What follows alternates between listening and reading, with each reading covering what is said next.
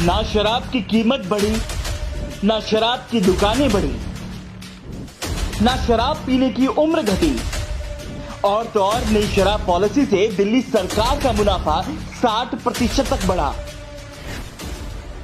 इस पॉलिसी के अंदर जो टेंडर सरकार के पास आए, जिसमें रिटेलर और डिस्ट्रीब्यूटर ने एडवांस जमा करवाया, उससे 60% तक रेवेन्यू बढ़ रहा था। मगर एलजी साहब ने 2 दिन पहले यू टर्न लेकर सरकार को भारी घाटा करवाया।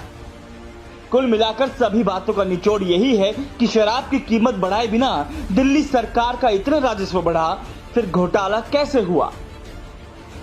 जनता के ऊपर कोई बोझ नहीं। सरकार जहां से पहले 10 लाख रुपए लेती थी, वहां से 5 करोड़ मिल रहे हैं। जहां से 8 लाख रुपए लेती थी, वहां से आज 10 करोड़ रुपए मिल रहे हैं, और ये कह रहे हैं कि भ्रष्टाचार हो गया। क्यों नई एक्साइज पॉलिसी में कोई घोटाला नहीं हुआ और बीजेपी ने इसमें घोटाले का फर्जी प्रोपेगेंडा चलाया? इसका पहला सबूत है, घोटाले का आरोप लगाने वाले बीजेपी नेताओं को खुद नहीं मालूम कि घोटाला है कितने का। सुनिए। जब ऑडिट हुआ तो पता चला इससे तो 10,000 करोड़ रुपया आना चाहिए, तो 8,000 करोड़ किसके पॉकेट में जा रहे हैं? कि आपकी सरकार को एक्साइज में 3,000 करोड़ का लॉस हुआ है और आपके रेवेन्यू में 3,500 करोड़ का लॉस हुआ है। ये सरकारी लॉस है। ये जो 30 करोड़ रुपए जो ईएमडी अर्नेस्ट मनी डिपॉजिट हुआ था, ये क्यों वापस किया? 50 rupees per cartel was given as a discount. It was relaxed. 144 crore रुपया मनीष सिसोदिया जी ने शराब कंपनियों का माफ किया।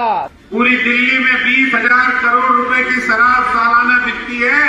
इसका 12% 2,400 करोड़ 2,500 करोड़ हुआ, और ये तय हुआ आधा माल हमें दे दो और बाकी तुम ले दो।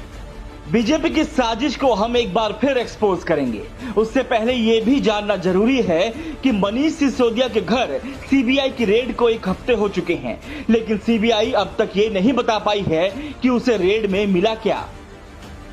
कुछ नहीं मिला। 14 घंटे तक इन्होंने रेड कराई मेरे घर में, लेकिन इनको 1 पैसे की बेईमानी का कोई सबूत नहीं मिला। ये आज मैं अब जरा देखिए बीजेपी के झूठे आरोपों का कैसे कच्चा चिट्ठा खुलता है। बीजेपी कहती है कि पहले एक शराब की बोतल पर सरकार को ज्यादा फायदा होता था और अब कम। बीजेपी ये भी झूठ फैला रही है कि दिल्ली में शराब के दाम बढ़ा दिए गए हैं। लगता है बीजेपी में सब के सब फर्जी डिग्री वाले ही हैं क्या? इनके अकल पर ताले क्यों पड़ गए हैं? उनकी समझ में ये बात नहीं आ रही कि नई शराब नीति में दिल्ली सरकार हर बोतल पर नहीं बल्कि डीलर और रिटेलर के लाइसेंस से मुनाफा कमा रही है। पहले शराब डिस्ट्रीब्यूटर को L1 लाइसेंस 10 लाख रुपए में मिलता था। नई शराब नीति में इसे बढ़ाकर 5 करोड़ प्रति साल कर दिया गया है, यानी कि हर डिस्ट्रीब्यूटर पर 4 करोड़ 90 लाख का फायदा।